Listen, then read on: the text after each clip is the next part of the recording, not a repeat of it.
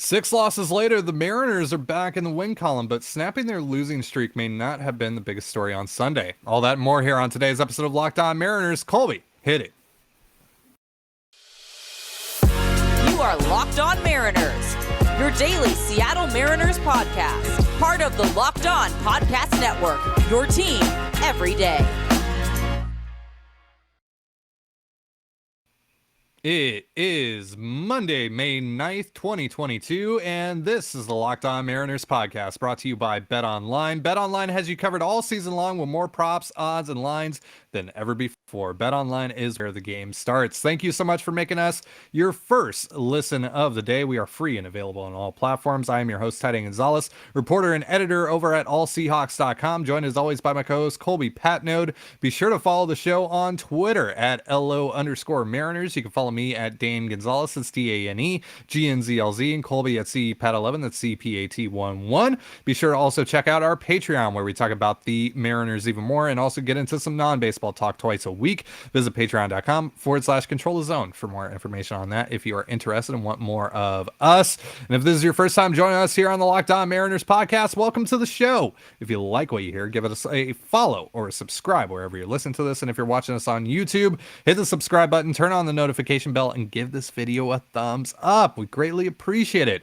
We're going to be talking about the impact of Tom Murphy's injury on today's show. The Mariners also have a rare series with the Phillies starting tonight. We'll get you set for that. But first, we got to talk about George Kirby, who made his major league debut in yesterday's 2-1 win over the Rays on Mother's Day.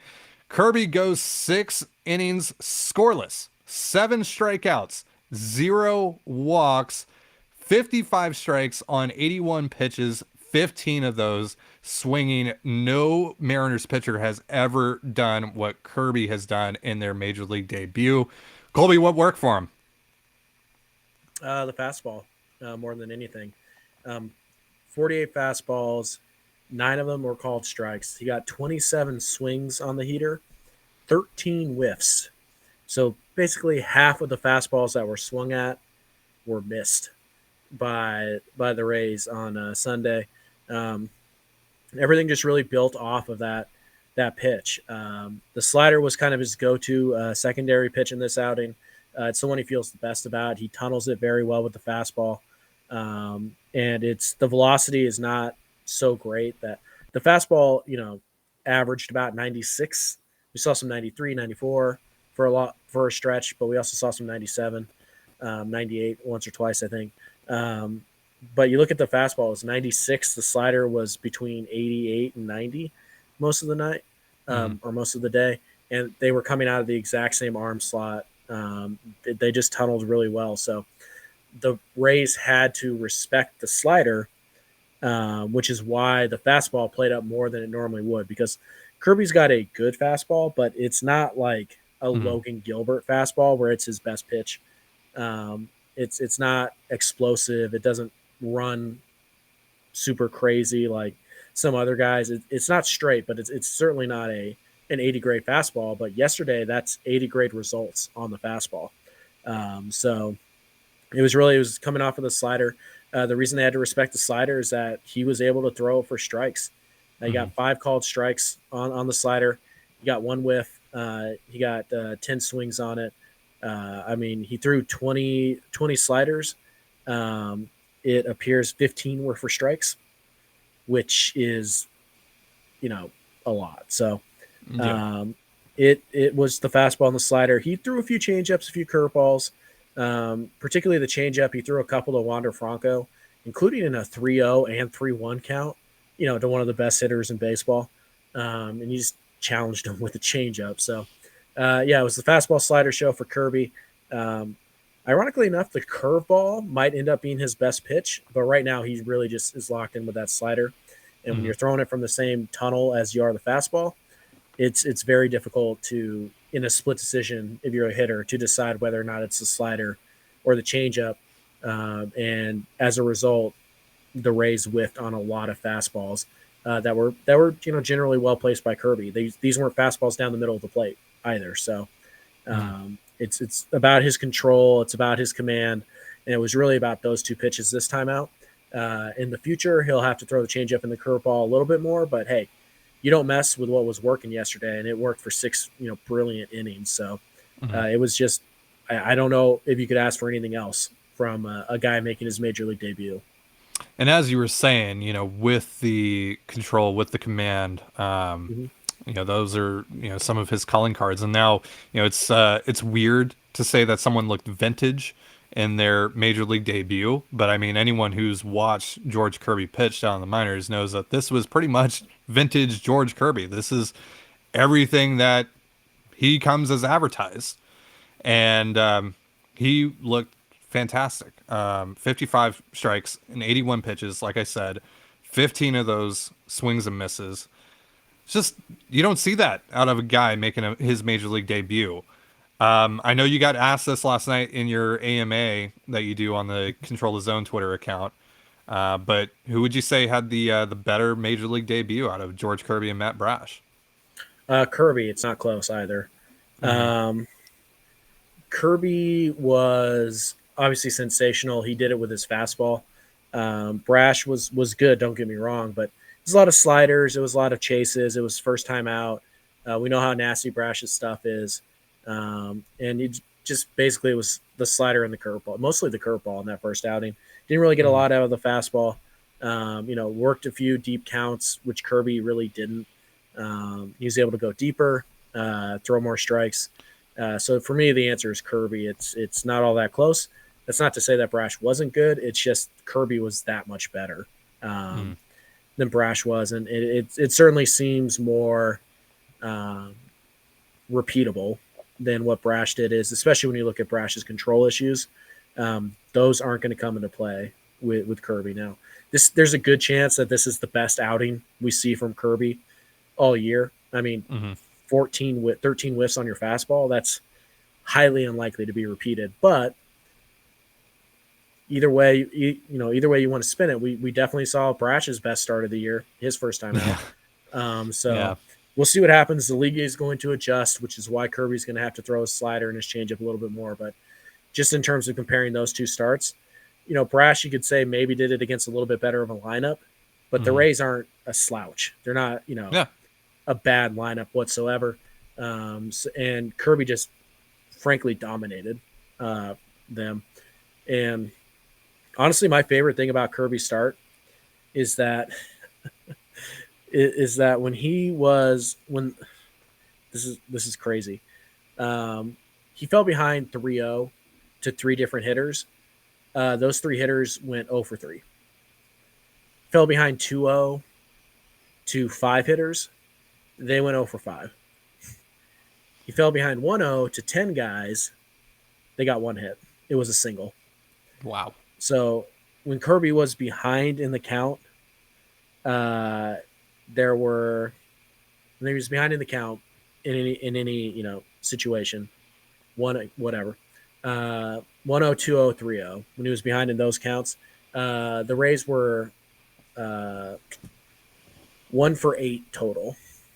Wow. So, I mean, I just that's a guy who fell behind, and then he didn't always give in with the fastball. We saw a couple 3-0 changeups and sliders, but the fastball, he got back in the count with it, and he wasn't just throwing it down the middle of the plate. He was hitting the corners. He was up and down, inside, outside, and that's incredibly mature because I feel like when you watch somebody like, say, Matt Brash or even Logan Gilbert lately, he gets to 2-0, 3-1, and you're like, well, he's probably walking this guy. Kirby was not. I mean, it just insane. Yeah. His ability to throw strikes in those situations and to throw them effectively, right? Not just, trying to just catch the zone by any means necessary. It's there's a reason behind it. There's purpose with those pitches.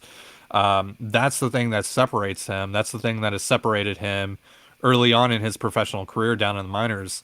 And that's what I would assume is going to separate him at the major league level as well, whether that's now, whether that's down the road. But we certainly saw a glimpse of that yesterday. And the Mariners needed a start like this because the bats went cold again, because of course they did. They didn't score their first run of the game until they had 2 outs left in the bottom of the ninth. Abraham Toro with a solo home run to knot things up and send things to extras. Paul Sewald came through with a big scoreless inning in the top of the 10th to set up Ty France's walk-off single in the bottom half. But yeah, the Mariners finally ended their 6-game losing skid, which is huge. We're actually talking about a win on today's episode of Locked On Mariners, which is it's nice. It's been a long time. It's been 84 years, as the meme goes. But yeah, it's nice to finally talk about a win here. And but the 6 days that led up to this moment were pretty brutal to watch. And one of those last days, one of those last losses included the loss of Tom Murphy as well, who dislocated his left shoulder on Friday night. We're going to be talking about the impact of his injury in just a moment, but real quick, a reminder, this episode of Locked On Mariners is brought to you by BetOnline. Our partners at BetOnline continue to be the #1 source for all your betting needs and sports info. Find all the latest odds, news, and sports developments, including this year's basketball playoffs, Major League Baseball scores, fights, and even next season's NLF futures. BetOnline is your continued source for all your sporting wagering information, from live betting to playoffs, esports, and more. Head to the website today or use your mobile device to learn more about the trends and actions. BetOnline is where the game starts. You're listening to Locked On Mariners. Thank you again for making us your first listen of the day. For your next listen, check out the Locked On Now podcast. There are recaps of MLB games and analysis from our local experts, taking fans through the season like no other network. It is free and available wherever you get your podcasts, just like us. I also just realized in the BetOnline ad, they misspelled NFL in our ad, and so I read that as NLF as they had it in there. But we were talking about NFL futures in that ad read. So let's talk about Tom Murphy here, who is going to be out for some time with a left dislocated shoulder. That is incredibly brutal for the Mariners on a couple of levels. One, because Murphy was actually hitting pretty well at the plate for the most part. He had kind of slowed down a little bit here as of late, but was still contributing offensively. This also means that they've had to bring up Cal Raleigh, who they just recently sent down, and try with hopes of giving him what Jerry DiPoto called a life preserver. And because obviously Raleigh was struggling mightily at the major league level. He was also not able to play that often. That obviously is going to be fixed a little bit here. He's going to get into the lineup a little bit more. But Luis Torrens right now is the #1 catcher. Colby, I mean, it seems like there's probably not going to be an opportunity for them to figure or to fix this thing from the outside, at least right now. But I mean, if that opportunity presents itself, no matter what the situation, or when do they need to maybe jump on that because again, like I said, they were trying to give Cal Raleigh a life preserver here. They don't want him up, it seems. So, but they kind of just have to right now. So, do you just roll with Brian O'Keefe later on down the line if Raleigh continues to struggle, or do you just do what you can to try and get someone like Wilson Contreras? Someone like that. Yeah, I'd be pretty aggressive on the trade market. Kind of the issue with that is that there's not a lot of good catchers available, and the ones that are typically aren't getting traded. The Wilson Contreras is a pretty good. He's kind of rare actually, and we don't know if the Cubs are ready to sell yet or not. So I don't know if he's actually available. It doesn't sound like there's going to be an extension done. I fully expect him to get to free agency, and the Cubs might just trade him anyways. So it's kind of rare when you have a catcher of that quality, at least offensively, that is available, because typically those guys are either on good teams or they have multiple years left, and catching's so valuable, you just don't really want to give it away. So I'd be pretty aggressive on that, assuming that the Cubs are open to it. But short of that, there just aren't a lot of options out there that are clear and obvious upgrades. So if the time comes where I need to send Cal Raleigh back down, then yeah, I'm probably just going to roll with O'Keefe. He's a pretty good defender at least. And Torrens has been really solid behind the plate as well. So at the very least, hopefully Luis figures it out at the plate a little bit more. And that could happen with more playing time and the further he gets away from his the week or so he missed with COVID. But we'll see. And if he doesn't, hit like he did last year, then you at least need that spot to be manned by competent defenders. And Luis Torrens has proven that that's what he is. Threw out another guy yesterday. Continues to work very well with the young pitchers. So if he can turn it on, great. If he can't, well, he's still contributing defensively, and O'Keefe can do the same. You just can't have a black hole at catcher, and there are stretches where that's what Raleigh is. And he's not a good enough defender to just kind of cover that up. So I'd be pretty aggressive on Contreras. I check in on – I'm sure the Mariners have talked about other guys too. I mean, I don't know if Sean Murphy's actually going to be available or not, but check in. You never know what's going to happen. And don't be surprised if they make a small deal for, a 28-year-old catcher we've never heard of who's going to go to AAA. Well, yeah, in all likelihood, that's probably going to be the outcome because at some point you are probably going to get Tom Murphy back this season. Because assuming that there's no further structural damage there. Also, it's not his throwing arm, so that's good. But helps. But obviously any sort of injury to the upper body is bad for catchers. So I would assume that probably at the end of the day, we're going to see like a deal like you described there. The Mariners got a little bit fortunate though with another injury that occurred with J.P. Crawford, who had to leave Saturday night's game, but it turns out just back spasms, which still sucks, but not something that is probably going to put him on the 10-day injured list. He's day-to-day right now. He obviously missed yesterday's game. Dylan Moore stepped in for him. Had a decent game, too, in his place. But we'll see. He got the bunt. Your favorite play. He got the bunt down. He also mattering at all. Was yesterday the day that he hit that ball to deep left center and Brett Phillips made the catch at the warning track? Yeah. Yes. It was. Yeah. It's still an out, and even the productive out really didn't matter because Ty France lined the left field corner, which would have scored anyone anyway. So, yay, productive out that did not help you win a game at all. Neat. I mean, it got them the win like 2 seconds earlier than it would have. No, it didn't. So, JP's good. At least so it seems. They should have him back in short order, I would assume. Maybe tonight we'll see. Would like for him to get back tonight with the Phillies coming to town. I want to see the J.P. Crawford revenge series. We need it. The people deserve that. This would be his first time going up against the Phillies since being traded by Philadelphia. So that would be cool. And he's been red hot so far to start the year. Let's also check in on Kyle Lewis. What can you tell me about Kyle Lewis right now in his recovery? Sure. So I think we all know by now in his first swing of his rehab stint, he had a home run. Went 3 for 5 that day. Went back out the next day, played left field for 7 innings. They took him out. That was the plan. Then he got a scheduled day off. And then he was supposed to play the day after that, but they scratched him late, which caused some concern. It was raining pretty hard in the area, apparently. So there maybe have been some field condition concerns with him. Or maybe it was just, hey, let's just be ultra careful here. But either way, he's now played in the last 2 games consecutively. He had another home run the other day.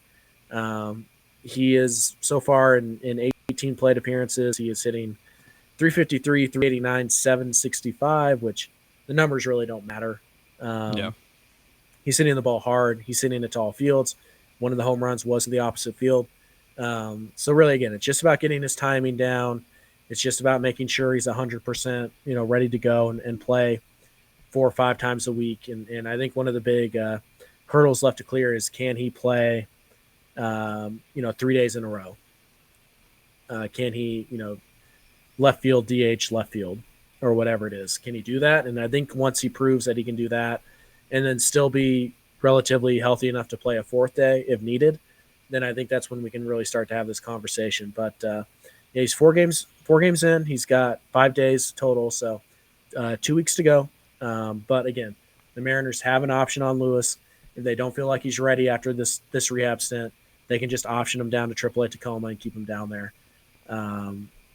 But everything seems to be tracking towards him coming back to the big leagues when his rehab assignment is officially over. And the Mariners could use him. So So far, mostly good. Lewis also scored yesterday, slid into home.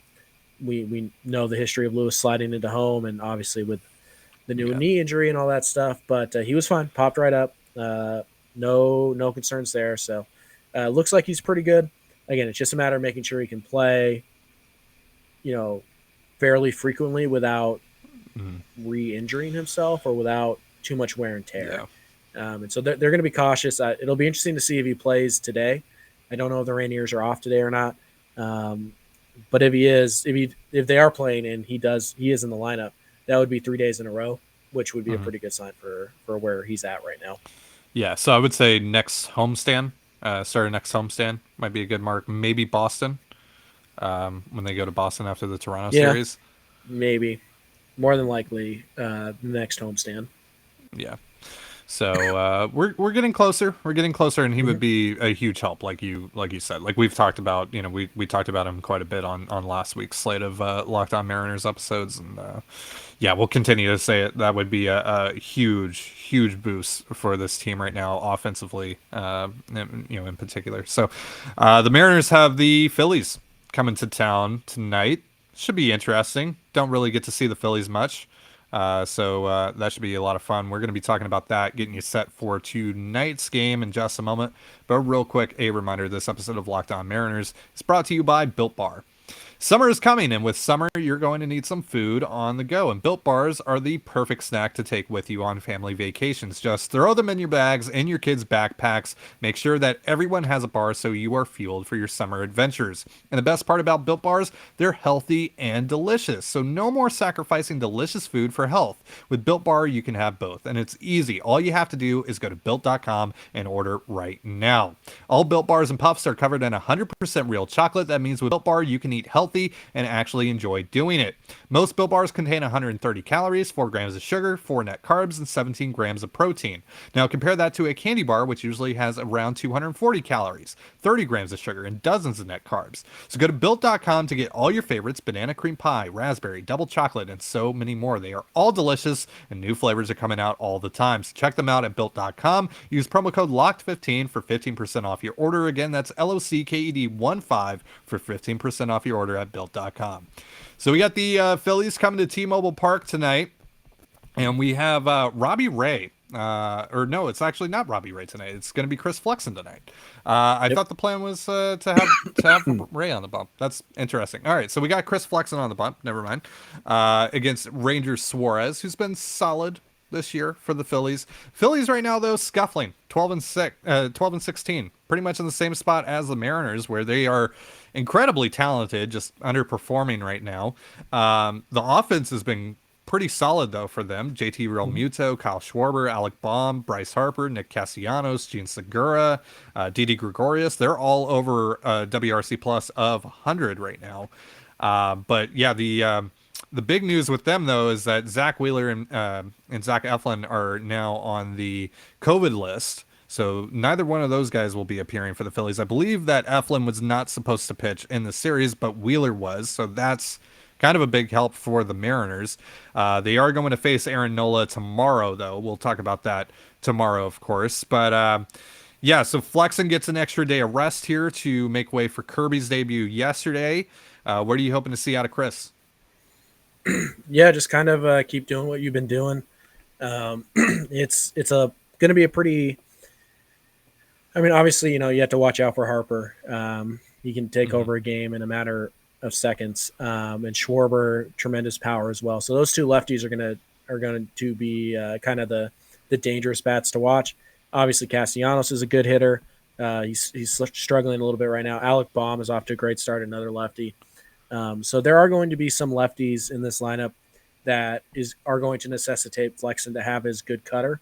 And that's really the pitch that matters the most. If Flexen has his good cutter, he'll keep you in this game. If he doesn't, it could get ugly pretty early, but that's, pretty much the scouting report on Flexen, regardless of who pitches. So it's Right. really not that big of a difference between matchup for Flexen. If he has the cutter, he's got a shot. If he doesn't, I mean, he better have a plus changeup or it's going to get real ugly real fast. So we'll see how it goes. But it does feel like This is a decent matchup for Flexen, but it's certainly not one that you can kind of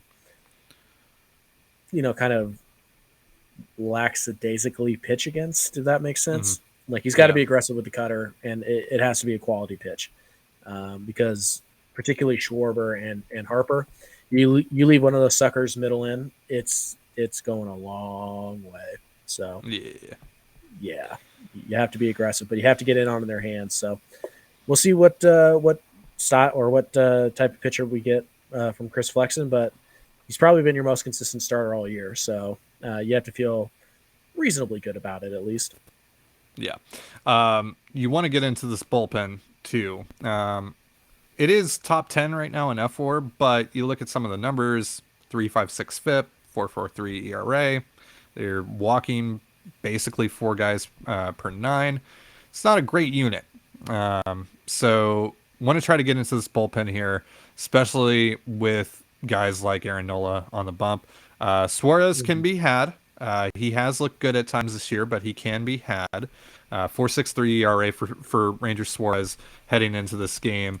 But yeah, this is a good opportunity for the Mariners to hopefully string together some wins here and make up for that losing streak that they had. Best way that you could do that to make up for that losing streak, go win 6 in a row. That'd be a good way to start. But Well, let's take it one game at a time, though. Yeah. I mean, the starting pitching probables for the Mets series, Max Scherzer, Chris Bassett, Carlos Carrasco. So, well, even if they were coming out with whoever, me, I could be pitching. The Mariners would still maybe only get 1 run. So in that situation, so does it really change anything? Okay. Does it really?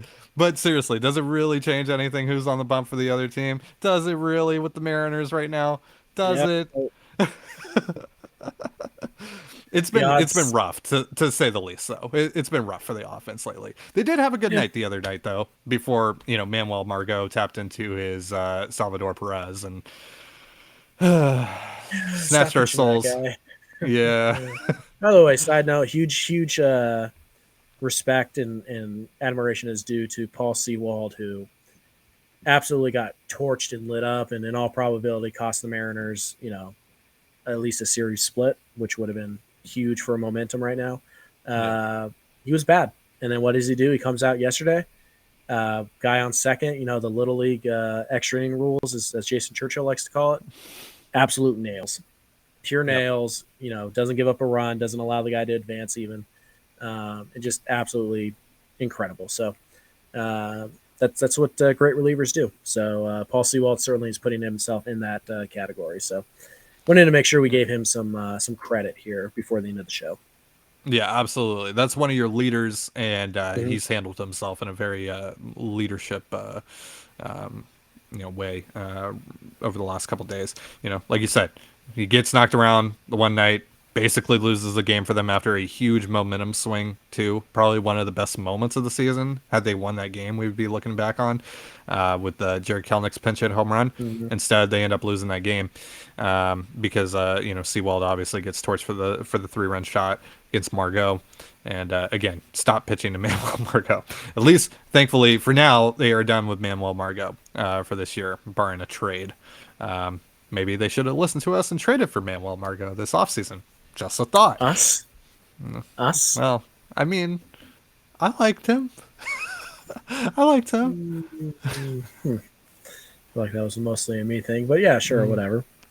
We're a package deal here. It's like it's like a marriage. Your money is my money, and my money is your money, right?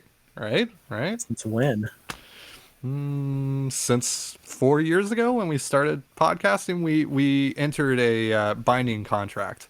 It's interesting. So when can I expect my split of the all Seahawks money? That's what I thought. And that's going to do it for our show today. Thank you so Thank you so much for joining us here on the Locked On Mariners podcast. For Colby Patnode, I'm Ty Gonzalez. Be sure to give us a follow on Twitter at LO_Mariners. You can follow me at Dan Gonzalez, that's CANEGNZLZ, and Colby at CPAT11, that's CPAT11.